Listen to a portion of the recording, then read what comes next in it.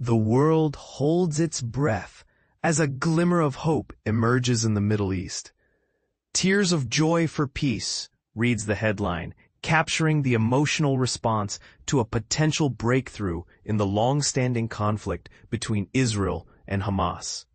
But what exactly is happening, and why is it causing such a stir? A social media outpouring of emotion. Relatives and former hostages took to social media to express their relief and joy at the news of a peace agreement and the imminent release of hostages. Eli Sharabi, who endured the tragedy of losing his wife and children and having his brother's body held by Hamas, shared his excitement for the reunion.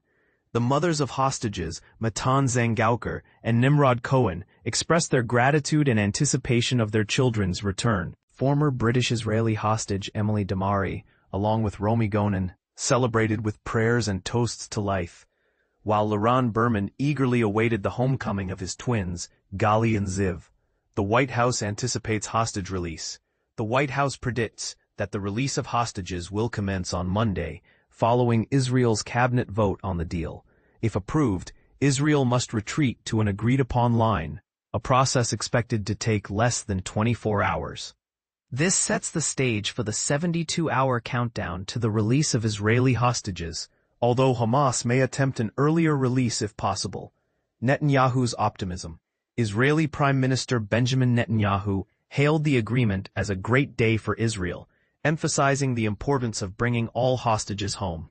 He expressed gratitude to Israeli troops, U.S. President Donald Trump, and his team for their dedication to this sacred mission. Hamas's statement. Hamas, in their statement, revealed that the agreement will end the war on Gaza, ensure the withdrawal of occupation forces, facilitate humanitarian aid, and implement a prisoner exchange. They acknowledged the mediation efforts of Qatar, Egypt, Turkey, and U.S. President Trump, urging them to ensure Israel's compliance with the terms. Hamas vowed to fight for their people's national rights until freedom, independence, and self-determination are secured. Hamas confirms the deal. Hamas confirmed that a deal has been reached to end the war in Gaza and called upon Trump and involved countries to ensure Israel's adherence to the agreement. Qatar of confirmation. Qatar's foreign ministry confirmed the agreement, stating that it will lead to the ending of the war, the release of Israeli hostages and Palestinian prisoners, and the entry of aid. More details are expected to be announced soon. Netanyahu's promise. Israeli Prime Minister Netanyahu assured the public that with God's help, all hostages held by Hamas in Gaza will be brought home. Days of negotiations lead to breakthrough.